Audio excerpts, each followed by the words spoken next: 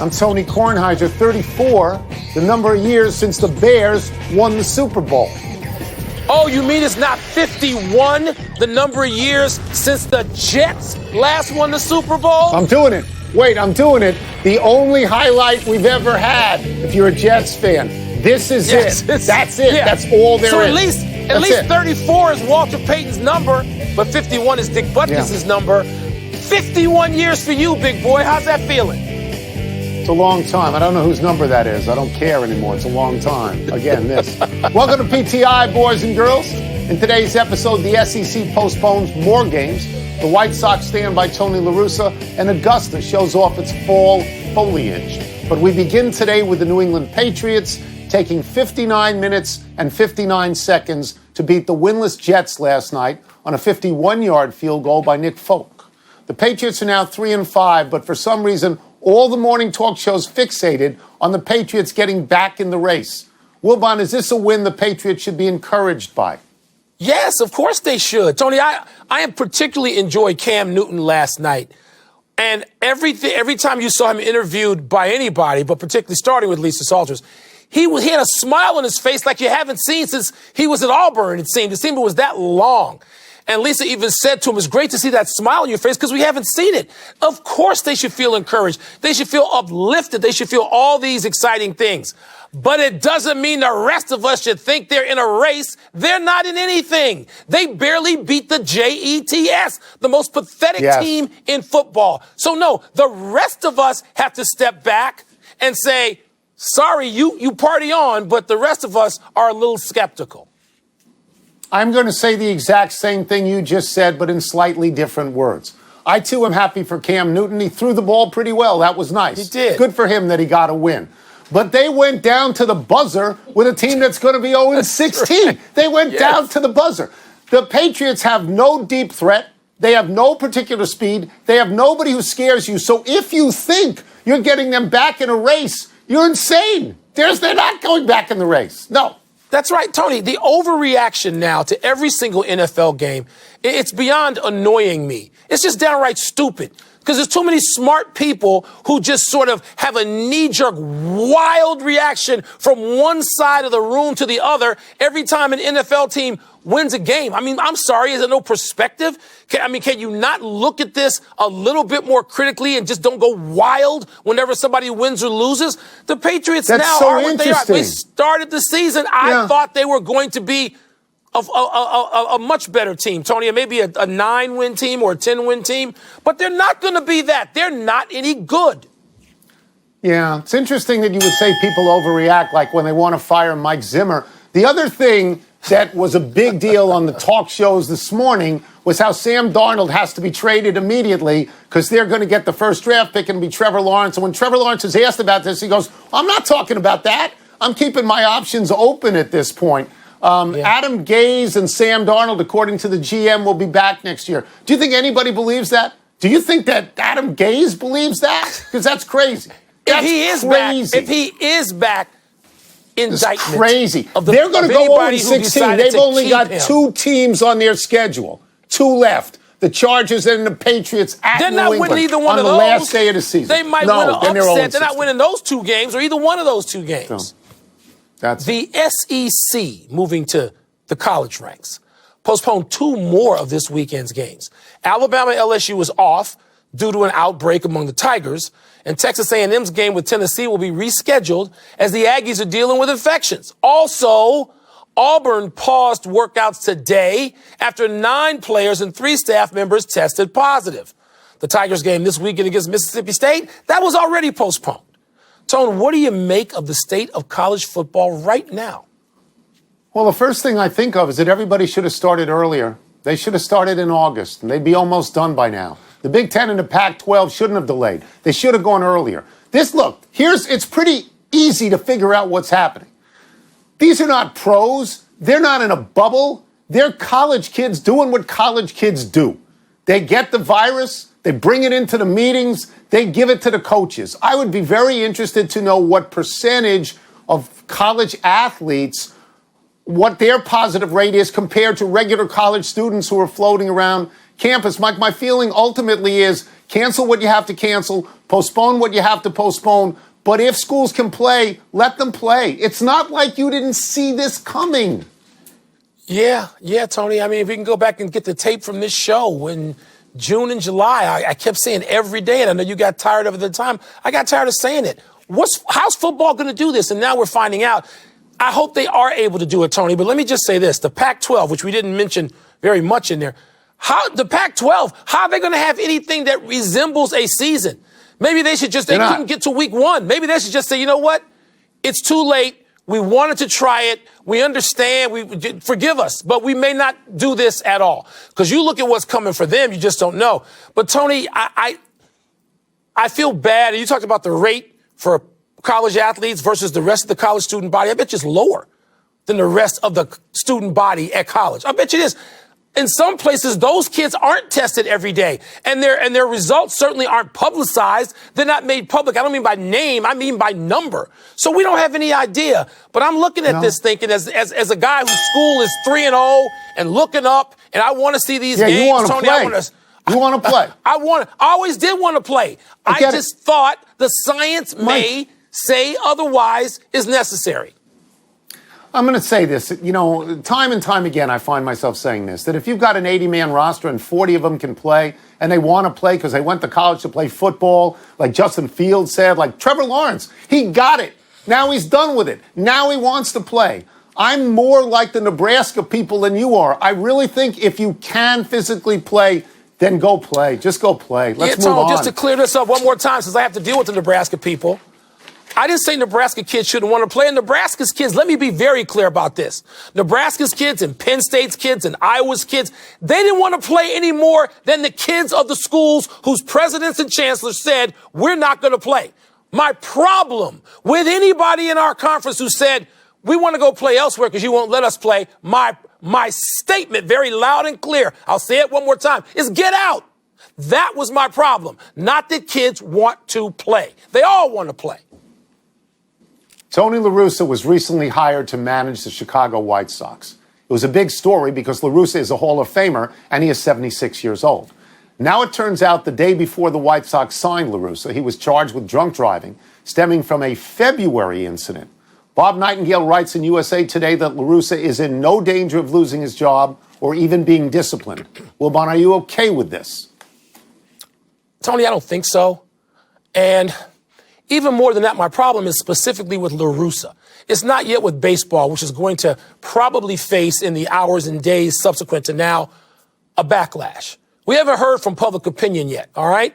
But, Tony, for La Russa to say no comment comes off as arrogant, which he is, and it comes off as stupid, which he is not. But my problem is with La Russa. It's like, how tone deaf are you, dude? These are not times where that kind of permissiveness should just be brushed off, out of my way. I don't have time to listen to you. Because if Tony La Russa is not smarter than that and doesn't become a little more self-aware, then baseball should step in. So I think that this is going to have a different ending than the ending Bob Nightingale is reporting from what he is being told. Jerry Reinsdorf has nobody to lay this off on, nobody. It's his call. Right. He wanted to make up for firing Tony La Russa and his Hall of Fame career and bring him back. And we both understood that completely. So it lays on Reinsdorf's lap now, and he's got to find out from his constituency in Chicago, is this okay? I can foresee him saying something like, I tried this, it didn't work out, we're going to have to move on.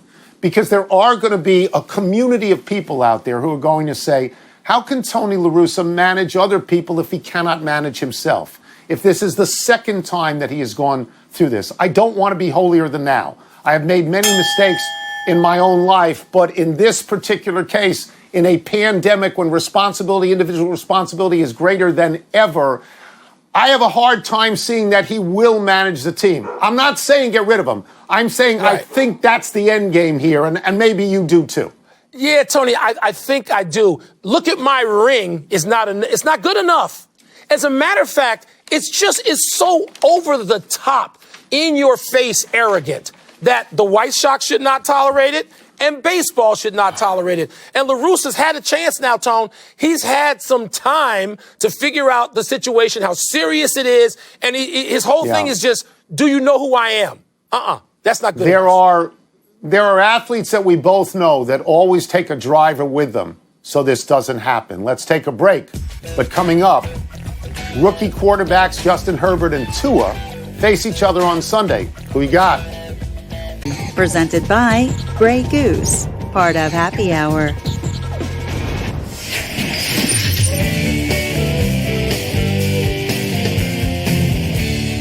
Vegas has me as a heavy favorite for today's toss-up. They should. Let's see if it pays off. What's first? Toss-up, they play on Sunday. Who you got, Justin Herbert or Tua? So I want to make myself very clear on this. I think Justin Herbert is a better quarterback right now than Tua. I do. I would take him right now over Tua, though Tua is 2-0 in the pros and Herbert is 1-6. But I like the team that Tua is playing for more at this point. Justin Herbert's team doesn't win. They lose very close, 6 games by 24 points, but they lose all the time. I think we are looking at a game between one coach who could be coach of the year and another coach who could be fired out the door at the end of the year because his team doesn't win. Yeah, and I'll say this as you said earlier. I'm going to say the same thing with different words. I'm not taking the Chargers over the Dolphins. The Dolphins are a better team. The Dolphins look like they may not be able to catch Buffalo in the AFC East, but they look like a playoff team. And Tua is the quarterback of a playoff team, right? And Herbert is not the quarterback of a playoff team. So I'm going to take the Miami Dolphins, and I'm going to take that in my confidence pool when I fill those numbers out, Tony, because Tua's coming along now. He's got enough time. It's too small a sample to take him over Herbert, who has played well all season, even though he didn't have the wins. That's right. But the team is better. His team is better. Yep. Next. Toss up, what looks better, the April Masters or the November Masters? So this comes down to one question and one question only. How much do you like azaleas? Because azaleas are not walking through that door in November. That's right. You are going to get leaves of beautiful colors. Now, I know and you know people that drive hundreds of miles to see autumn leaves. Nobody's driven 50 feet to see an azalea bush. That has never happened. Azaleas if I am are Augusta, beautiful. They are, but nobody drives to see them. If I'm Augusta and I chill the azaleas so that they don't get ruined in the April heat, I may inject the trees with color to get more color on the leaves. I may give Botox to the trees. And I want to see the Masters, and I know you do too. Yeah, but Tony, what I've seen so far, and my father's from Georgia. I've spent some time in Georgia in the fall or Thanksgiving. Right? That leaves aren't changed. It's not New England. It's not going to be just on fire no. And if you watch then like I did live from the Masters, well, they might paint the ground. They're not painting the trees. Tony, there's not that much color right now in Augusta in terms of the fall foliage. You want to do that, drive to Maine. And right now, Tony, with global warming, sorry for those of you who are non-believers, with global warming, Georgia, they may not change colors until Christmas down there. So there's not, Tony, it doesn't look that much different to me, except for, as you said, the absence of the azaleas. No azaleas. No, that's it. Don't go for azaleas now. Wait. That's it. Congratulations to everyone who bet on me. As always, let's take one last break. Still to come, Ben Roethlisberger won't be practicing with the Steelers for at least a few days, and we will tell you why. And will the Mets win big, win soon? A lot of optimism today from their new owner. You're backing and filling on Nebraska. You hated the fact that Frost said he wanted to play. That's right. He should want next John Elway. They've gone through 1 million guys, spitting most out quickly. Jake Plummer and Tim Tebow had some success. Peyton Manning took them to 2 Super Bowls, but he was old by then. The new hope is Locke. He was picked in the 2nd round out of Missouri in 2019 and immediately served notice that he thought he was special by asking for a quarterback premium deal. So far, Locke is okay, not great. 2-3 play in the full game this year. 6 touchdowns, 6 interceptions. A week back, Locke beat the Chargers on a last-second pass. Everybody beats the Chargers. And he broke into an oddly interesting dance. A bunch of people criticized the dance, probably some actual dancers, but Locke said he'd keep doing it. Couldn't do it on Sunday because Denver lost to Atlanta and Locke completed only 52% of his passes. Tony, there's a little bit too much Jay Cutler in him, it seems to me. And when you're playing in a town that's celebrated, and many people still remember John Elway, just stop, because it looks bad. And Elway, on the other hand, maybe he just wants to forever show that he is the quarterback of the Denver Broncos. And with all due respect to Peyton Manning, who won, John Elway is the quarterback forever of the Denver Broncos. Oh, absolutely. Happy anniversary, Ron Jaworski. On this day 35 years ago, with the Eagles backed up to their own 1-yard line in overtime, Jaws hit the aptly named Mike Quick with a pass that he took the distance, waving the last 25 yards for a 23-17 victory over the Falcons. So even then, the Falcons were losing heartbreakers. And that was before Arthur Blank was dancing on the sideline. The 99-yard completion is the longest in overtime history. Good luck trying to break it. On a personal note, it feels so good to talk about Jaws. Wilbon and I love him, and not just because he owns golf courses and would let us play for free. Jaws and I work together on Monday Night Football, and he has been a guest on this show hundreds of times. He's probably the most popular quarterback in the history of the Eagles. He would give you the shirt off his back, but usually it's a shirt he got for free from a lumber or a linoleum company. Come on, we kid because we love. Tony, two of my favorites, Jaws, of course, for all the reasons you just stated, and Mike Quick, who looks like he's about 30 years old and is the analyst on Eagles games even now. Just two of the nicest guys I've ever met in my time in covering sports. A melancholy trails to Tommy Heinsohn. The beloved Boston Celtics player, coach, and broadcaster died today at 86. The Boston Globe points out Heinsohn was involved in all 17 Celtics championships in his various affiliations with the organization. It was Heinsohn who played alongside Bill Russell and fellow Holy Cross grad Bob Cousy at the beginning of the Celtics dynasty. Heinsohn was on 8 championship teams in 9 seasons as a rough, physical forward in the early NBA. Former teammate Frank Ramsey once said of Heinsohn, he'd knock his grandmother down for 2 points. Heinsohn was inducted into the Hall of Fame, and his number 15 hangs in the Garden rafters. Heinsohn also coached the 1974 and 76 championship teams and then spent decades broadcasting. He was an eager shooter as a player, prompting Cousy to say, give Tommy credit for one thing, he never shoots without the ball. Heinsohn was an easy, affable target for Red Auerbach's tirades. Heinsohn said, Red would say, Tommy, you got to do this. Tommy, you got to do that. And that goes for you too, Russell. Heinsohn's longtime broadcast partner, Mike Gorman, once said, Tommy doesn't really do color. In his heart, he's still coaching the Celtics, and he always will be. Tommy will be coaching this team till he takes his final breath. Tony, I think I learned a valuable lesson as a young man. Involving Tommy Heinsohn. I hated Heinsohn growing up, watching the Celtics. I hated the Celtics. And Heinsohn was a symbol to me of a lot of what the Celtics were after Russell, even when Russell was there. But then I started life as a sports writer, going to a lot of NBA games and a lot of them in Boston. And over the subsequent 40 years, up until, 2 years ago in the playoffs, you go in that room, and Heinsohn would be in there holding court. And the first time I ever went there, I sat down and I listened and I was like, oh my God, what's better than listening to Tommy Heinsohn? And I'm not going to say we became friends, but he was just great to me. I listened to this. Yes. This came as a shock and a downer to me to hear that Tommy Heinsohn, one of the great figures in the history of basketball in America, is gone. One of the great voices ever in basketball. Absolutely. There's no question about that. We have omissions. NFL owners voted to increase the playoffs from 14 teams to 16 if the league loses meaningful regular season games. It also voted to give 2 third-round draft picks to teams that develop black head coaches and GMs. Let's go to the big finish.